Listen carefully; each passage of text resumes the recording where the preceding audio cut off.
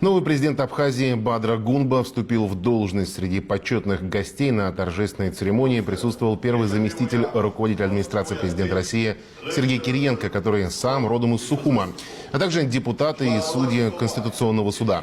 Спикер парламента вручил новому лидеру страны атрибуты власти – шашку и национальный абхазский посох – знак государственной мудрости. Выступая с речью после инаугурации, Гунба особо поблагодарил Россию. К счастью, на этом пути у нас есть друзья и союзники.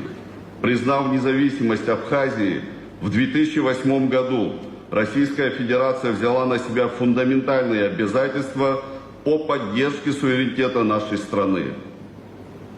Военное, экономическое, политическое и гуманитарное сотрудничество с Российской Федерацией обеспечивает безопасность Абхазии, создает условия для развития человеческого капитала, роста благосостояния и уровня образования. Со вступлением в должность Гунбу поздравил Владимир Путин. В телеграмме, опубликованной на сайте Кремля, российский лидер подчеркнул, что отношения между Москвой и Сухумом развиваются в духе дружбы и сотрудничества, а работа нового президента будет способствовать их дальнейшему укреплению. Гунба победил на президентских выборах 1 марта, он набрал 54,7%. Явка на голосование составила 70%.